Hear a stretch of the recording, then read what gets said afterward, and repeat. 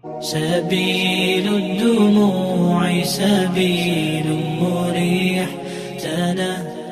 السلام عليكم ورحمة الله وبركاته. الحمد لله رب العالمين، والصلاة والسلام على أشرف الأنبياء والمرسلين سيدنا ومولانا محمد وعلى آله وأصحابه ومن دعا بدعوته واستنى بسنته إلى يوم لقاء ربه وبعد. سبحانك لا علم لنا إلا ما علمتنا إنك أنت العليم الحكيم. رب اشرح لي صدري ويسر لي أمري واحلل عقدة من لساني يفقه قولي.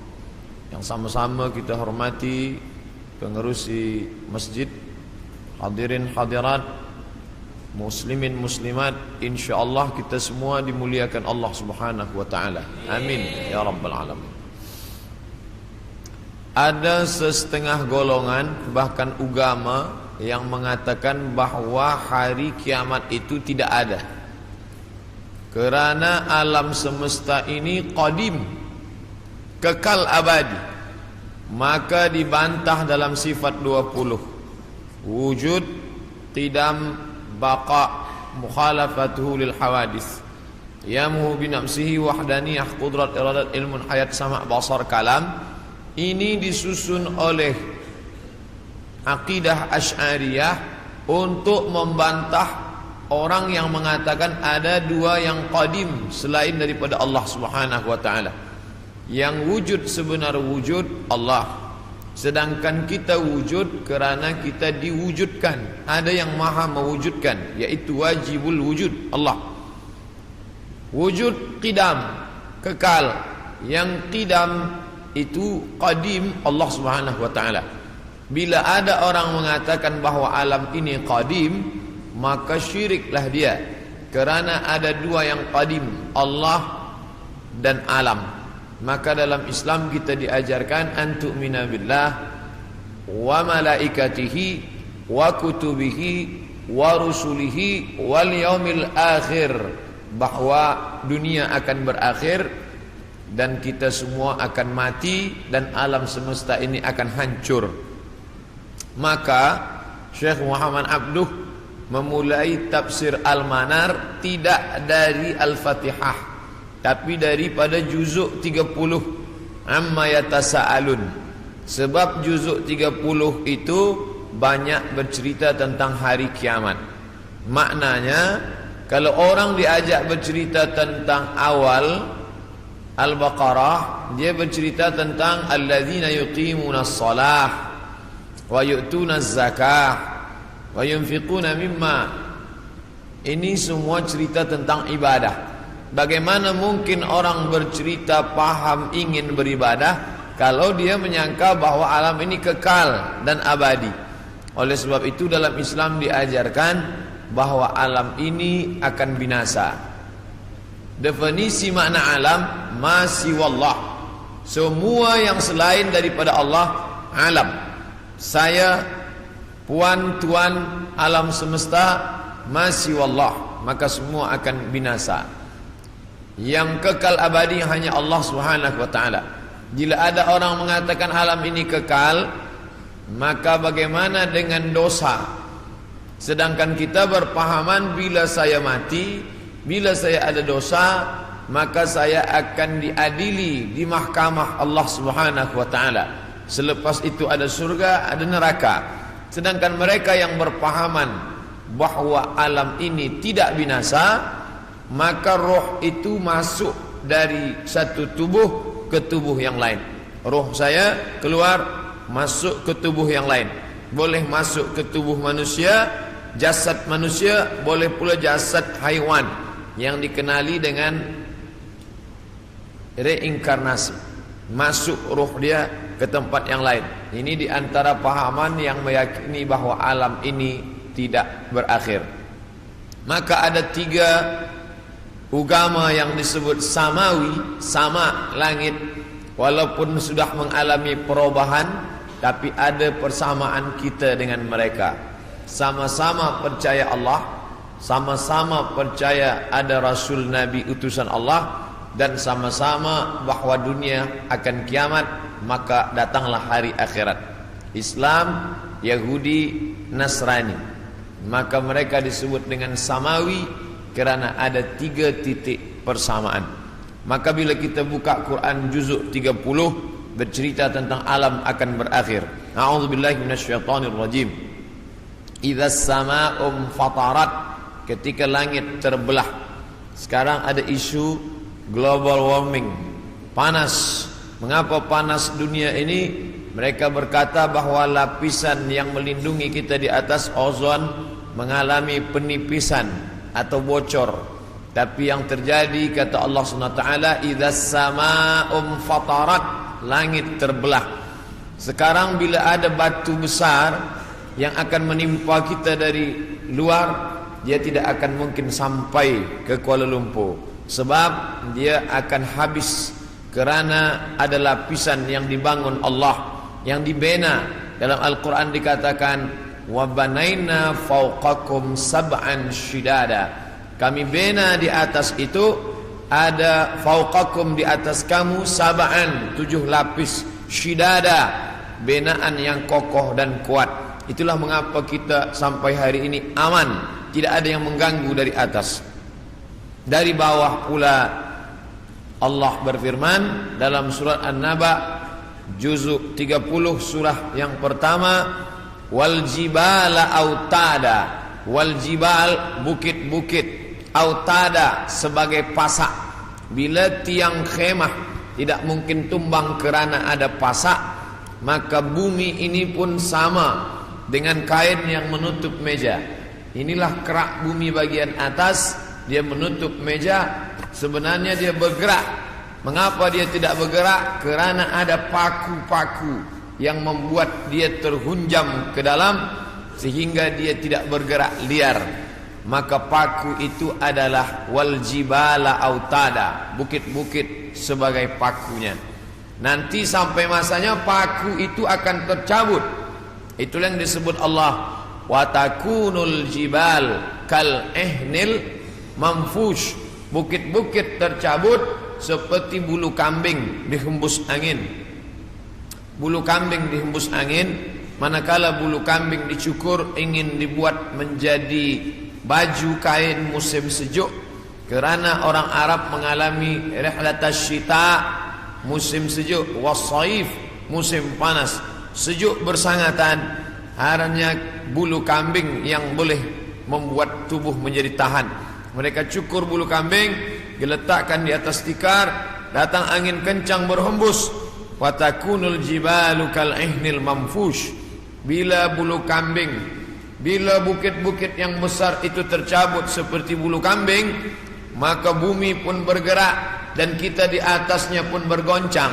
Itulah yang dikatakan dalam Al-Quran, wa taran nasa sukara, engkau pandang manusia itu sukara, mabuk. Wa ma hum bisukara, sebenarnya mereka tidak mabuk. Bila kita tengok ada orang mabuk, dia berjalan bergoncang, begitulah bayangan nanti hari kiamat terjadi.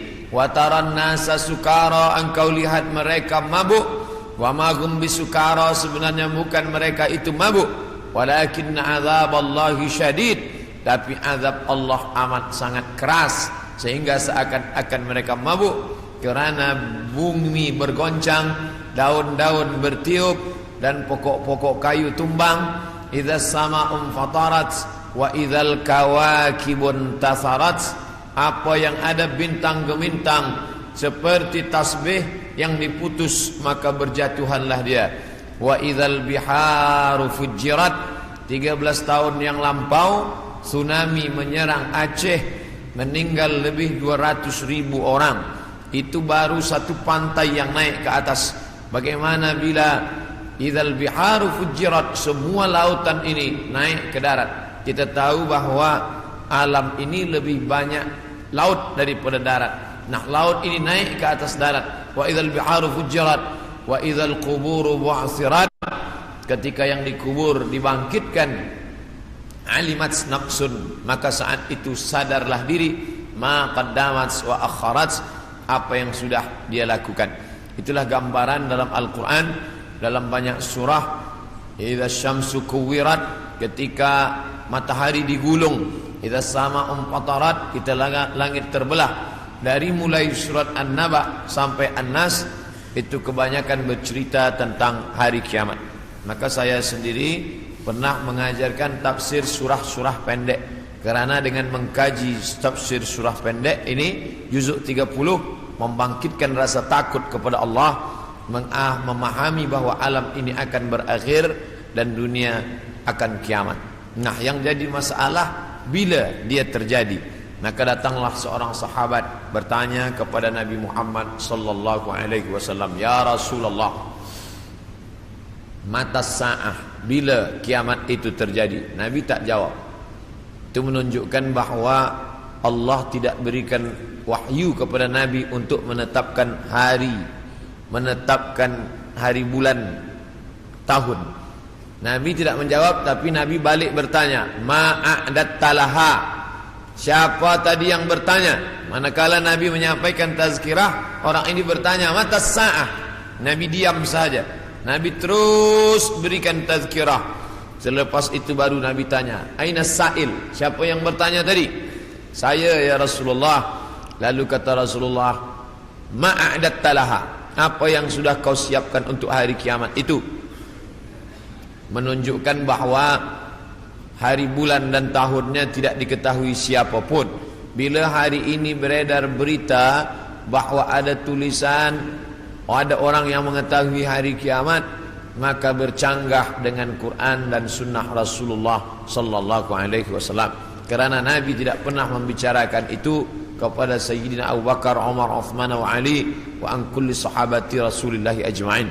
Sedangkan Al-Quran jelas-jelas, a'udzubillahi minasyaitonir rajim, yas'alunaka 'anis sa'ati ayyana mursaha.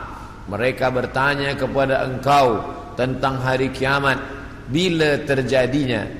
La ya'lamuha illahu, tidak ada yang tahu kecuali hanya Allah Subhanahu wa ta'ala. Tapi masalah tanda-tandanya, maka Nabi banyak bercerita. Tanda-tanda ini dibagi dua.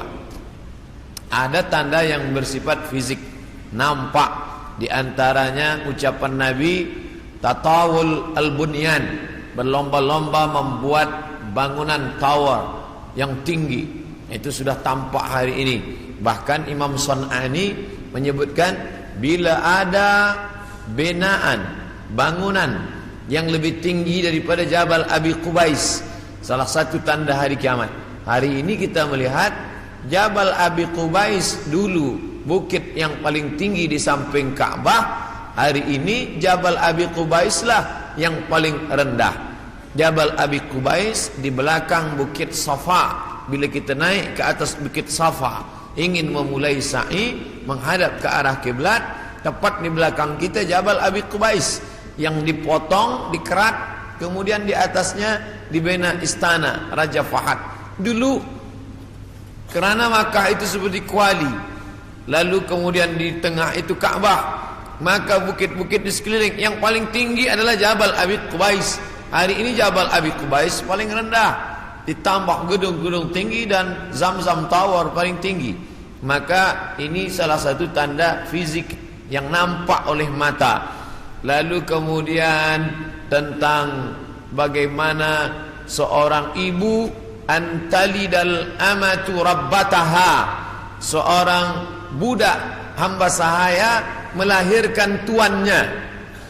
Ini pun juga fisik, nampak dia oleh mata. Ada dua makna bahawa seorang hamba sahaya melahirkan tuannya. Yang pertama maknanya ketika umat Islam berkuasa, lalu kemudian dia menguasai suatu kawasan, maka perempuan-perempuan itu menjadi budak, dan budak-budak ini melahirkan anak-anak yang merdeka. Maka maknanya Islam punya kekuasaan yang luas. Akhirnya ibunya budak hamba sahaya, anaknya orang merdeka. Makna pertama. Sedangkan makna yang kedua adalah antalidal amatu rabbataha, maknanya seorang ibu melahirkan anak dan anaknya menderhaka, sehingga seolah-olah ibu menjadi budak dan anak menjadi tuan. Ini pun fisik, nampak dengan nyata. Saya termasuk suka mengkaji tanda-tanda yang tampak, tapi sebenarnya yang lebih condong daripada hadis-hadis itu adalah bukan benda, tapi condong kepada maknawi, makna yang terkandung di balik suatu ucapan Nabi sallallahu alaihi wasallam. Maka pada kesempatan ini kita akan bahaskan satu daripada banyak hadis diriwayatkan oleh Abdurrahman ibnu Sakhar ad-Dausi, atau biasa dikenali dengan nama Abu Hurairah radhiyallahu an. Hadis ini ada dalam kitab Sahih Al-Bukhari.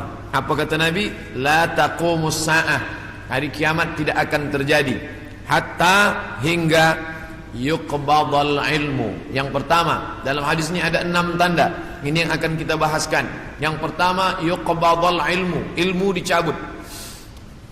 Innallaha la yaqbidul ilma intiza'an. Allah tidak mencabut ilmu seperti mencabut pokok kayu dengan akarnya sekali. Lalu bagaimana ilmu itu tercabut? Bi mautil ulama, dengan meninggalnya ulama. Ketika Imam Syafi'i meninggal, maka berapa cabang ilmu hilang. Imam Syafi'i alim dalam bahasa Arab, Imam Syafi'i alim dalam tafsir, Imam Syafi'i alim dalam fiqh, Imam Syafi'i alim dalam hadis, bahkan bergelar Nasirus Sunnah. Imam Syafi'i yang pertama kali menyusun usul fiqh, lalu kemudian ketika meninggal masih ada digantikan oleh murid-muridnya, Al-Muzani, Al-Buwaiti, Rabi' Al-Muradi. Tapi kemudian makin ke bawah, maka hilanglah ilmu, maka yang muncul orang jahil yang kemudian dianggap sebagai orang berilmu. Wal'iyadzubillah, na'udzubillah. Maka saya pribadi tak pernah berkata menurut paham saya, menurut pendapat saya, karena saya takut tergolong dalam orang yang disebut Nabi al-juhala, orang jahil tapi seperti berilmu. Zahirnya orang menyangka berilmu padahal tidak. Maka selalu saya mengambil pendapat ulama. Menurut pendapat Imam Syafi'i, menurut pendapat Imam An-Nawawi, menurut pendapat Ibnu Hajar Al-Asqalani, menurut Imam Az-Zahabi, menurut Imam Jalaluddin Abdul Rahman As-Suyuti, untuk menyelamatkan diri daripada juhala. Na'udzubillah.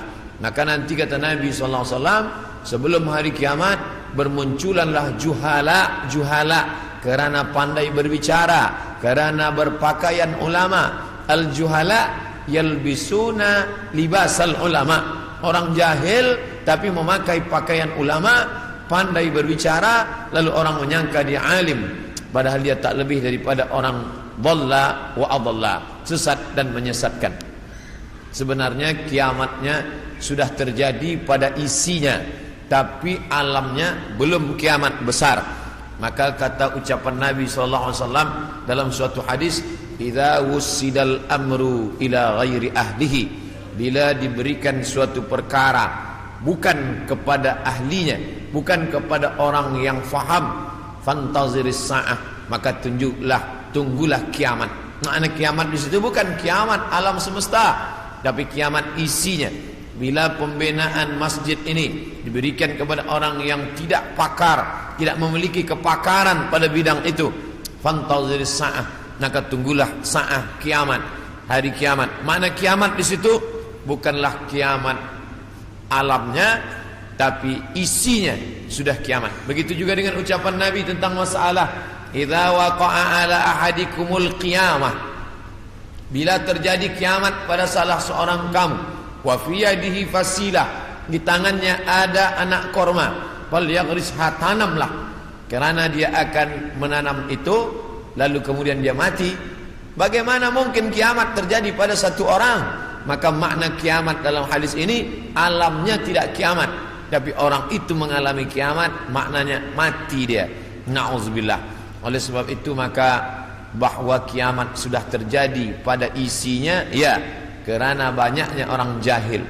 Oleh sebab itu alhamdulillah kita di Malaysia masih ada para ulama, masih ada para mufti, masih ada para habaib.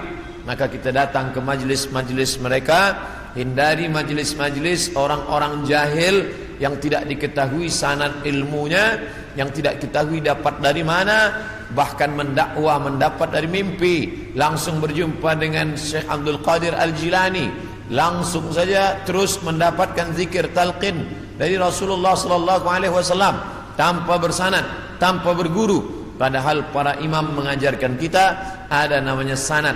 Al-isnad minad din. Sanad itu bahagian dari agama. Laulal isnad, kalaulah bukan kerana sanad, laqala man syaa ma syaa, maka orang mudah saja berkata sesuai kehendak hawa nafsunya. Begitu kata Imam Abdullah Ibnul Mubarak, salah seorang ulama hadis yang amat sangat tinggi ilmunya. Maka Imam Bukhari bersanad sampai ke Nabi Muhammad sallallahu alaihi wasallam. Imam Bukhari mendapatkan hadis itu dari gurunya, namanya Abdullah ibnu Maslamah. Abdullah ibnu Maslamah mendapatkan dari gurunya, namanya Malik bin Anas. Malik bin Anas mendapatkan dari gurunya, namanya Abu Zinad. Abu Zinad mendapatkan dari gurunya, namanya Al-A'raj. Al-A'raj mendapatkan dari gurunya, namanya Abu Hurairah. Abu Hurairah mendapatkan dari gurunya, namanya Sayyidina wa Maulana Muhammad sallallahu alaihi wasallam. Dan di antara sanad itu mesti diteliti pula, orang ini mestilah adil. Makna adil menjauhi dosa besar, menghindari dosa kecil. Lawan daripada kata adil adalah fasik. Wallahu la yahdil qaumal fasiqin. Allah tak berikan hidayah kepada orang yang fasik. Adapun orang yang adil tapi dia tidak dhabit, tidak kuat ingatannya, maka dia juga tidak layak diambil ilmu daripadanya. Oleh sebab itu apa kata Imam Malik bin Anas, guru Imam Syafi'i? Makamnya di Baqi di samping Masjid Nabawi, meninggal tahun 179 Hijrah. Aku berjumpa dengan 70 orang di dalam masjid ini, maksudnya Masjid Nabawi di Madinah. Andai aku minta satu di antara mereka berdoa, maka turun hujan, saking makbulnya doa mereka. Tapi tidak aku ambil hadis satu pun dari ke-70 orang itu. 70 orang zuhud, ahli ibadah, abid, banyak ibadahnya, kabul doanya. Andai ku minta satu orang berdoa, turun hujan, begitulah kabulnya. Tapi aku tidak mengambil ilmu dari mereka karena tidak dhabit, kuat ingatannya. Begitulah ulama menapis supaya jangan sampai mengambil ilmu daripada orang jahil. Karena di antara tanda kiamat adalah yuqbadal ilmu, bahwa ilmu dicabut Allah subhanahu wa ta'ala. Maka bila kita masih ada kajian-kajian khas tafsir, khas fiqh, khas usul fiqh, khas hadis, maka kita hadir, kita dengarkan, kita fahami, kita rakamkan, kita share, maka dia bagian dari dakwah. Tapi bila itu sudah tampak banyak menebar, sebenarnya salah satu daripada tanda hari kiamat. Yang kedua, wa taksuruz zalazil, banyak terjadi zalazil. Zilzal, gempa. Zalazil, gempa. Maka kita lihat idza zulzilatil ardu zilzalaha, bila sudah digoncangkan bumi itu, wa akhrajatil ardu asqalaha, dan dia menggoncangkan lalu keluarlah isi yang ada di dalamnya. Dulu terjadi juga gempa, faj'alna 'aliyaha safilaha, kami jadikan bagian dalam naik ke atas, bagian atas turun ke bawah. Amtarna 'alaihim, kami hujani mereka, bihijaratin, dengan batu, min sijilin mandud, dari tanah liat yang terbakar. Sudah lama terjadi, tapi hari ini terjadi lebih banyak lagi di banyak-banyak tempat. Bahkan gempa tak lagi terhitung. Hari ini terjadi di sini, hari ini terjadi di sini. Ini menunjukkan bahwa salah satu dari tanda-tanda itu sudah muncul mengingatkan kita. Apakah dengan terjadinya ini lalu kita stres, setelah ini lalu kita tidak beraktiviti, lalu setelah ini kita tidak lagi beramal? Bukan begitu makna memahami tajuk kajian kita ini.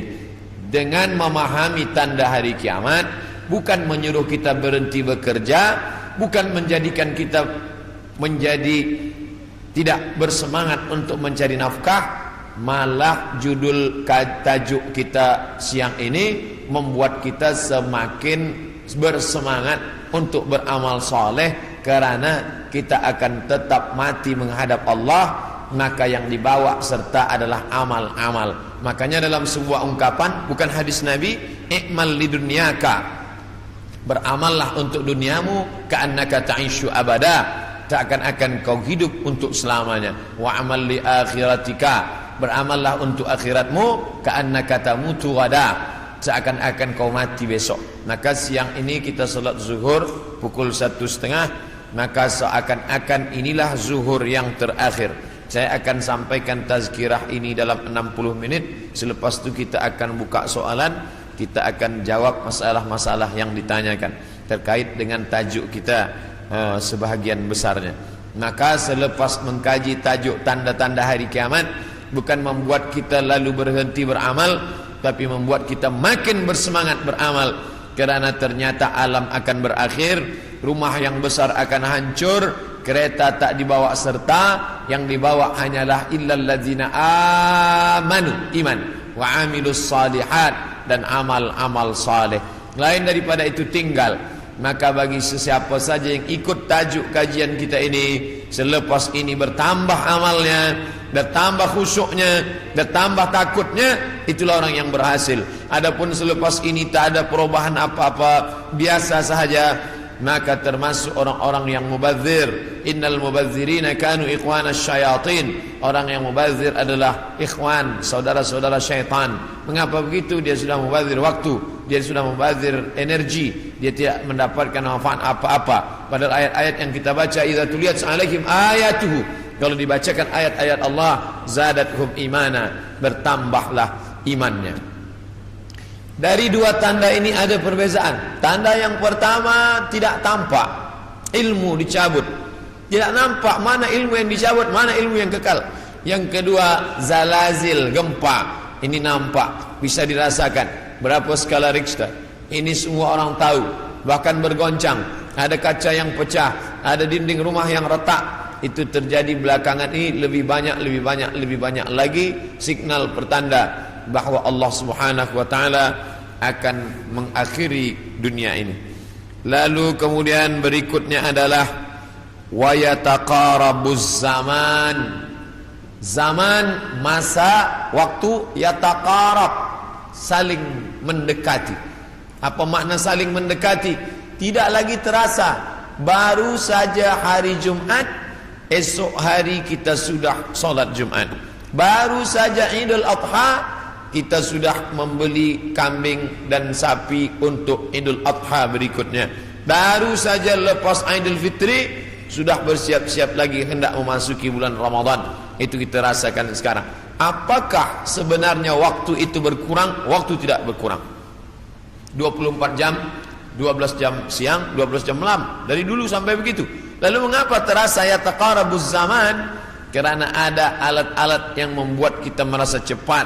Dengan tumbuhnya alat-alat elektronik, datangnya internet, sehingga zaman begitu cepat tak terasa. Dulu orang duduk lama terasa, baru berakhir petang hari. Tapi hari ini tak terasa. Petang siang malam berputar begitu cepat. Wa yataqarabuz zaman. Maka ini kita rasakan, makin hari makin kuat. Apa yang ada pada kita masa kecil dulu, sekarang sudah tidak ada lagi. Permainan-permainan anak kecil seperti layang-layang, seperti gasing dan lain sebagainya.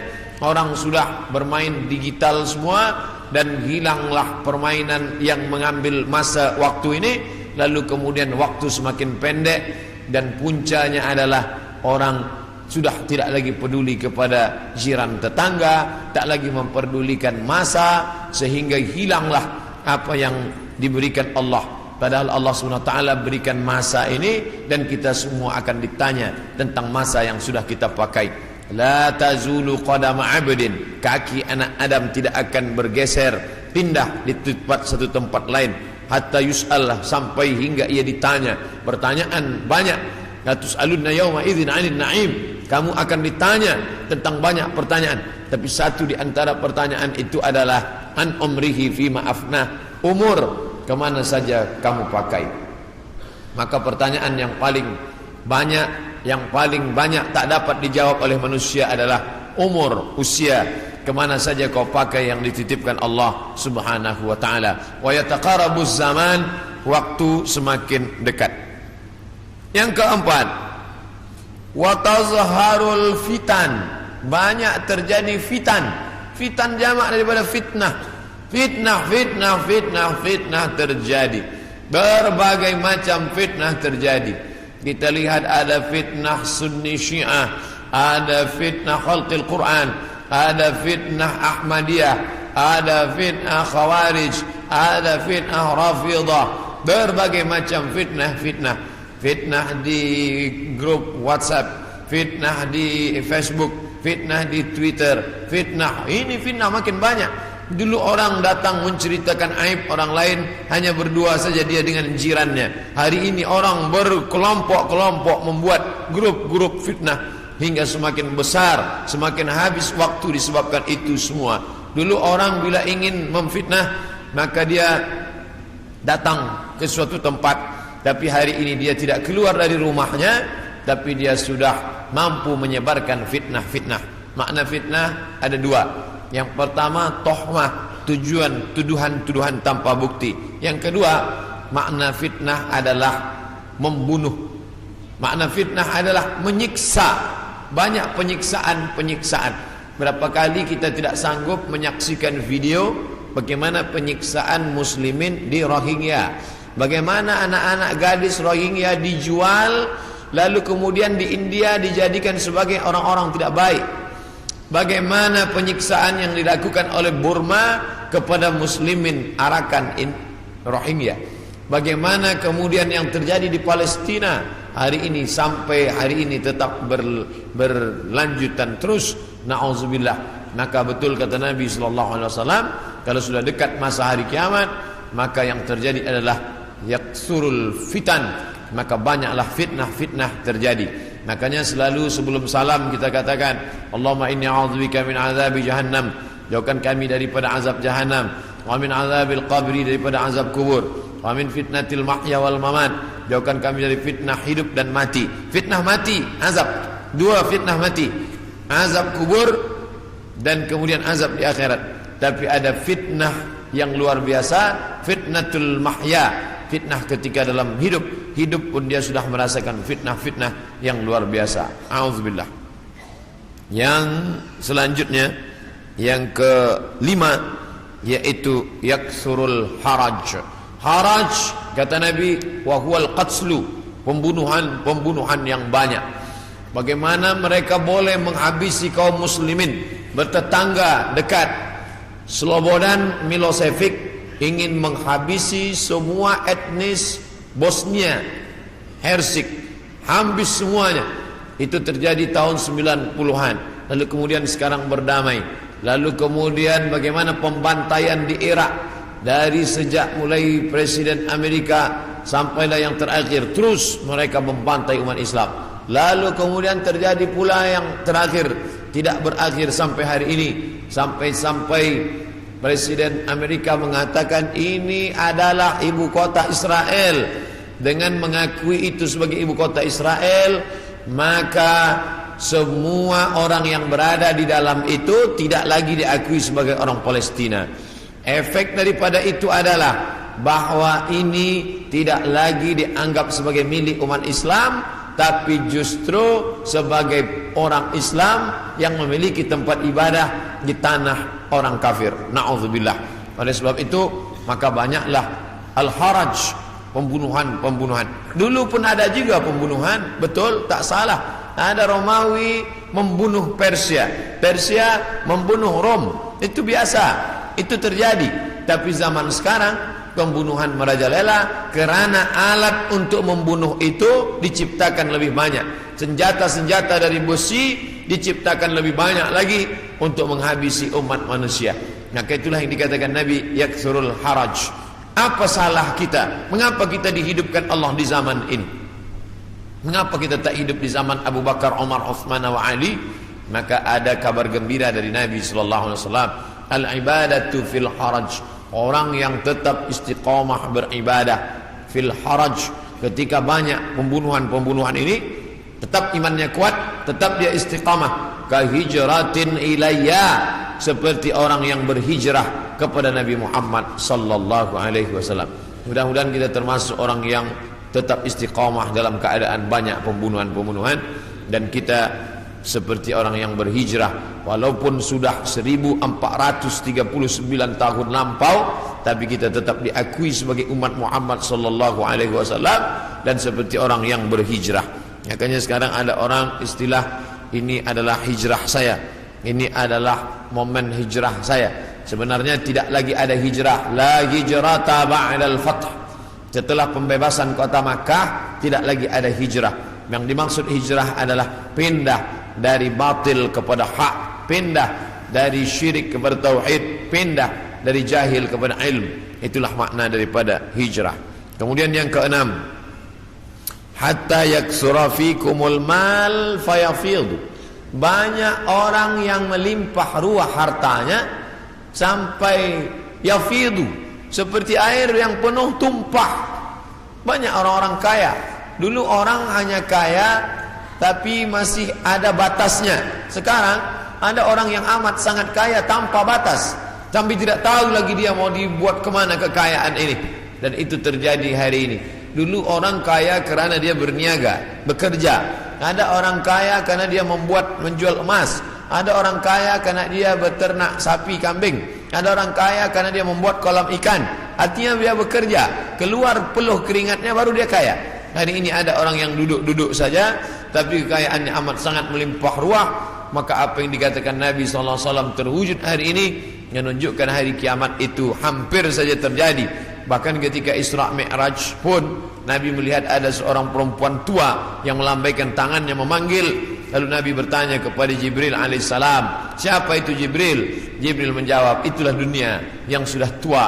Walaupun sudah tua dia tetap berhias kerana dia tak ingin tua. Dunia dengan usianya yang tua, hampir kiamat, dia tetap berhias dengan perhiasan-perhiasan harta benda, dengan binaan-binaan yang besar. Tapi sebenarnya dia semakin tua, dan sampai masanya terjadilah apa yang dikatakan Allah Subhanahu wa taala, hancur semuanya, berkeping tak bermakna sama sekali.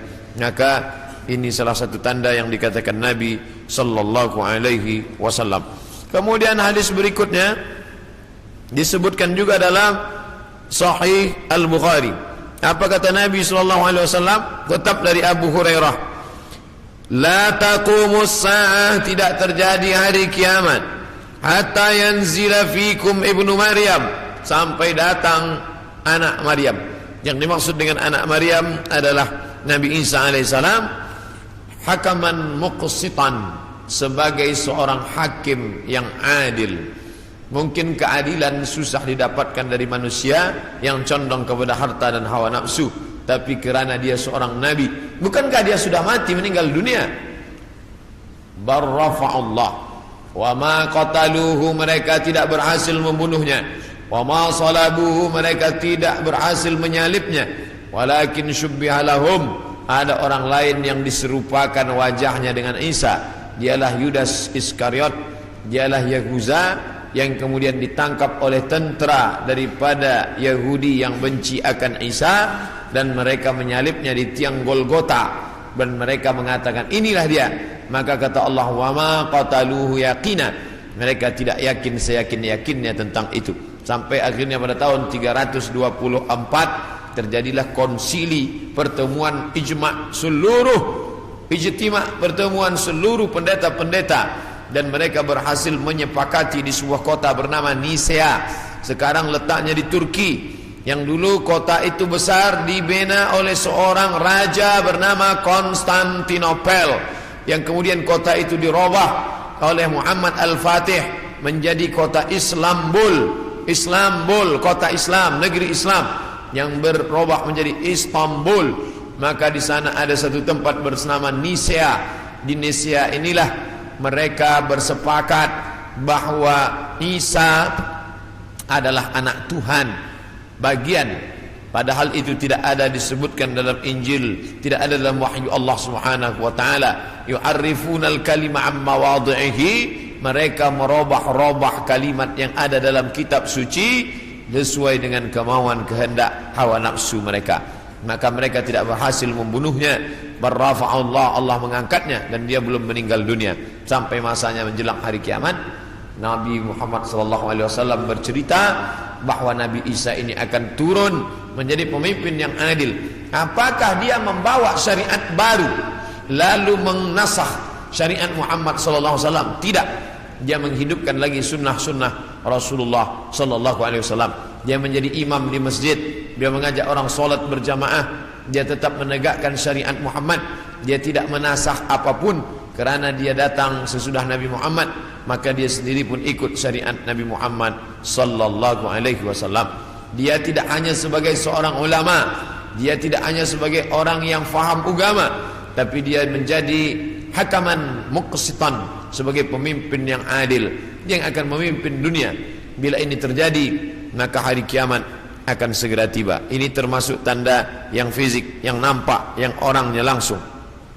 Tempat turunnya disebutkan di sebuah masjid bermenara warna putih di Damaskus, Syam. Maka di antara doa Nabi SAW, Allahumma barik lana fi Syamina, Allahumma barik lana fi Syamina. Ya Allah, berikanlah berkah di negeri Syam. Negeri Syam disebut negeri yang penuh dengan barakah. Subhanalladzi asra bi'abrihi lailan minal masjidil haram ilal masjidil aqsa alladzi barakna haulahu. Kami berkahi tempat itu linuriyahu min ayatina, karena kami ingin menunjukkan ayat-ayat kami kepada orang yang tidak percaya kepada ayat-ayat. Bahwa Nabi Isa datang tidak membawa syariat baru, tapi dia membatalkan syariat yang sudah dirubah oleh para pendeta. Di antaranya mereka mengatakan bahwa Nabi Isa meninggal dunia tergantung di pelang salib, maka dibantah. Fayaksirus salib, dia menghancurkan salib. Salib bahasa Arab, salib bahasa kita, palang salib. Maka Nabi Isa datang menghancurkan salib. Ini menunjukkan bahwa akidah salib itu batil, tidak dibenarkan. Karena andai dia benar, pasti Nabi Isa melanjutkannya. Yang menghancurkannya Nabi Isa sendiri. Yang mengatakan itu patung dia, maka itu dibantah oleh Al-Quran. Wa ma qataluhu, mereka tidak membunuhnya. Wa ma salabuhu, mereka tidak menyalibnya. Walakin syubbiha lahum, ada orang lain yang diserupakan dengannya. Bila ada orang berkata, kamu jangan kaji-kaji agama kami, jangan bahas-bahas agama kami, urus sajalah agama kamu. Lakum dinukum waliyadin. Kami tidak mungkin membahas agama kamu kalau Allah tidak menyebutkannya dalam Al-Quran. Allah menyebutkan tentang yang kamu katakan sebagai Tuhan itu dalam beberapa surah. Al-Fatihah, Al-Baqarah, Ali Imran. Ali keluarga, Imran punya anak bernama Maryam. Maryam punya anak laki-laki bernama Isa. Dan Imran punya istri bernama Hannah. Hannah punya saudari perempuan, melahirkan anak laki-laki bernama Yahya. Dan Yahya punya ayah bernama Zakaria. Maka inilah keluarga yang kecil. Ada Imran, ada Hannah, ada adik Hannah, adik yang melahirkan Yahya, nama suaminya Zakaria. Dan Hannah melahirkan anak perempuan bersama Maryam. Dan Maryam punya anak laki-laki bernama Isa alaihissalam. Ini keluarga orang baik-baik, ini keluarga orang yang saleh, dan mereka itu tidak pernah mengaku dirinya Tuhan. Mal Masih ibnu Maryam illa rasul.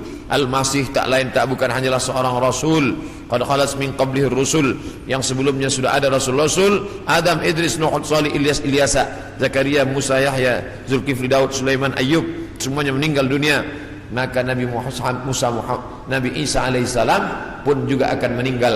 Hanya saja dia meninggal tidak seperti Nabi yang lain, hidupnya habis berakhir. Nabi Isa akan datang sekali lagi dan dia akan menghancurkan salib-salib. Berikutnya, wa yaqtulul khinzir, dia akan membunuh babi. Apa makna membunuh babi? Kerana mereka menghalalkan babi, seakan-akan babi itu halal, padahal Nabi Isa tidak makan babi. Lalu siapa yang merubah ajaran Isa sehingga mereka menghalalkan babi? Maka yang merubah adalah Paulus. Kata Paulus, sejak Isa disalib menembus dosa manusia, maka semua binatang menjadi halal. Begitu juga dengan khitan. Nabi Ibrahim berkhitan, turun kepada Nabi Musa berkhitan, turun kepada Nabi Isa berkhitan. Tapi dispesongkan, diselewengkan oleh Paulus yang bernama Saul, tidak pernah belajar kepada Isa, tapi lalu kemudian mengaku diangkat sebagai rasul oleh Isa, maka disebut namanya dengan Rasul Paulus. Maka ini dibantah oleh Al-Quran sama sekali. Maka Ibrahimu Yahudian, Ibrahim bukan Yahudi, wala Nasranian, Ibrahim bukan Nasrani, walakin syubbiha lahum, walakin kana hanifan musliman, dia seorang muslim, hanifan, condong kepada kebenaran, musliman, muslim, wa ma kana minal musyrikin, dia tidak mempersekutukan Allah Subhanahu wa taala. Sedangkan Yahudi dan Nasrani mempersekutukan Allah. Yahudi mempersekutukan Allah dengan Uzair. Wa qalatil yahudu Uzairun ibnullah. Orang Yahudi berkata Uzair anak Allah. Sedangkan Nasrani mempersekutukan Allah dengan Yesus, dengan Isa. Wa qala an-nasara al-masih ibnullah. Nasrani berkata Al-Masih anak Allah. Maka Al-Quran membantah. Bila ada orang mengatakan jangan kaji-kaji tentang agama orang lain, kita tidak mengkaji agama orang lain. Kita sedang mengkaji Al-Quran, kitab suci kita yang bercerita tentang penyelewengan ajaran Nabi Isa alaihissalam. Ini mesti diluruskan, karena yang kita kaji adalah Al-Quran dan Sunnah Nabi Muhammad sallallahu alaihi wasallam. Wa yada'ul jizyah, Nabi membatalkan jizyah, upeti, pajak yang sebelumnya diterapkan oleh Raja Romawi dan Persia. Mereka hidup dengan cawan-cawan emas, pakaian sutra, tempat tidur yang tebal, dengan banyak-banyak pasangan, dengan istana yang megah. Padahal dari cukai, dari pajak yang dikutip dari setiap masyarakat. Maka datanglah Nabi Isa alaihissalam membantah itu semua perbuatan yang batil, bahwa itu perbuatan zalim, menganiaya orang susah. Maka dia menghapuskan itu, wa yada'ul jizyah wa yafidul mala hatta la yaqbaluhu ahadun, dan kemudian dia membagikan harta sampai tidak ada satupun yang mau menerimanya. Apa makna dia membagi harta tak ada orang mau menerima? Karena orang sudah merasa cukup, tidak lagi merasa perlu banyak. Karena masalah harta ini tidak ada batasnya. Lau kana li bani Adam wadiyan min dhahab, seandainya manusia itu memiliki satu lembah daripada emas, ini ada bukit, di sini ada bukit, ada tanah yang turun ke bawah, tempat bercocok tanam, lalu kemudian berubah dia menjadi emas, maka manusia tidak pernah berkata cukuplah emas yang banyak ini, tidak, tapi dia akan berkata mana lagi, mana lagi. Dia terus meminta, walan tamla fahu illa turab, sampai mulutnya diisi tanah, masuk ke liang lahat, barulah dia merasa cukup, barulah dia katakan enough, barulah dia katakan cukup, tidak lagi lebih daripada ini. Maka oleh sebab itu ketika Nabi Isa alaihissalam membagikan harta, ini harta, dia katakan tidak, kami tidak mau menerimanya, karena kami tidak ingin mati membawa harta, tapi kami ingin mati membawa amal yang saleh. Kita lanjutkan. Yang terakhir, hadis masih dari Abu Hurairah radhiyallahu anhu, kitabnya Sahih Bukhari.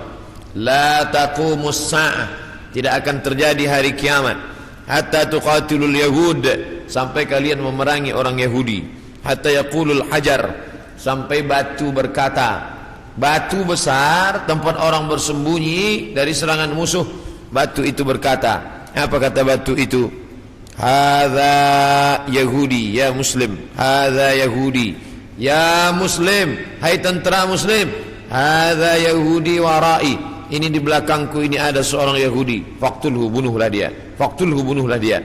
Ada satu yang tidak membela umat Islam, dan itu adalah syajaratul gharqad, pohon gharqad, pohon yang batangnya tunggal ke atas, tidak terlalu banyak cabang, dan dia daunnya panjang-panjang.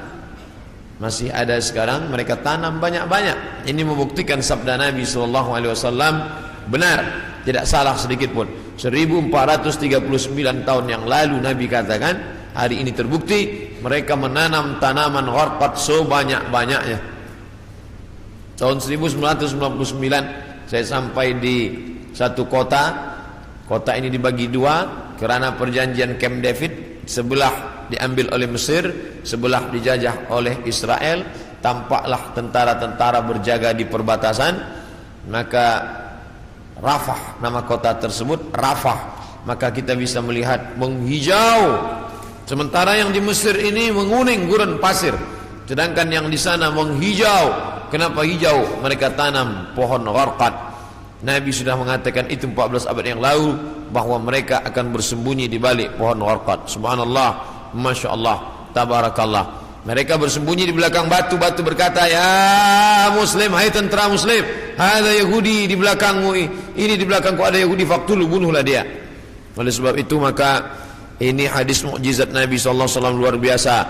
Andai orang Yahudi itu musnah, seperti musnahnya kaum Ad, kaum Tsamud, kaum Madian, kaum Iram, kaum Fir'aun, musnah. Tapi Yahudi tidak musnah, dia tetap kekal sampai hari ini, sampai terwujudnya janji Nabi Muhammad bahwa tidak akan terjadi hari kiamat sampai kamu memerangi Yahudi. Yahudi di dunia ini jumlahnya hanya 12 juta, hanya 16 juta saja. 6 juta di Palestina, menjajah Palestina, yang 5 juta di Amerika, sisanya yang 10 bertebaran di atas muka dunia.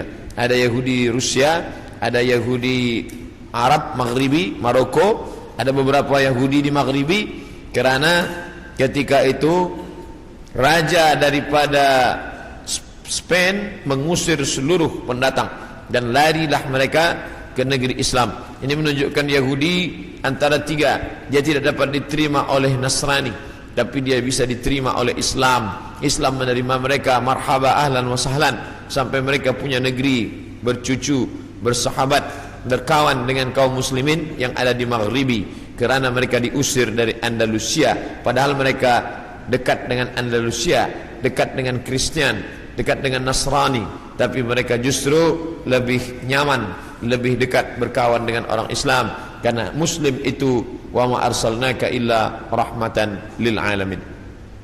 Apapun yang terjadi, kita tetap siap siaga. Mau kiamat terjadi hari ini, besok, pagi, petang, kita tetap beriman dan beramal soleh. Maka saya tidak menjelaskan secara panjang lebar tentang masalah satu persatu, tapi kita kaji berdasarkan beberapa hadis-hadis Nabi Muhammad sallallahu alaihi wasallam. Yas'alunaka 'anis sa'ah, mereka bertanya kepadamu tentang hari kiamat. Qul la yujalliha illa liwaqtiha, la yujalliha liwaqtiha illa hu, tidak ada yang dapat mengetahui waktunya kecuali Allah Subhanahu wa taala. Adapun ada orang mengatakan tak sampai 1500, hanya sekitar beberapa tahun lagi, itu ijtihad dia. Tolong kita bedakan antara hadis dengan ijtihad orang terhadap hadis. Ini hadis, ini ijtihad hadis. Jangan katakan ijtihad ini adalah hadis, karena hadis ini dari Nabi, sedangkan ijtihad adalah dari ulama yang membaca hadis-hadis Nabi Muhammad sallallahu alaihi wasallam. Itulah tajuk kita pada siang ini. Kita ada lebih kurang 30 menit untuk menjawab pertanyaan-pertanyaan atau persiapan berwudu menjelang salat fardu zuhur insyaallah. Rabbana ya Rabbana, Rabbana ya Rabbana.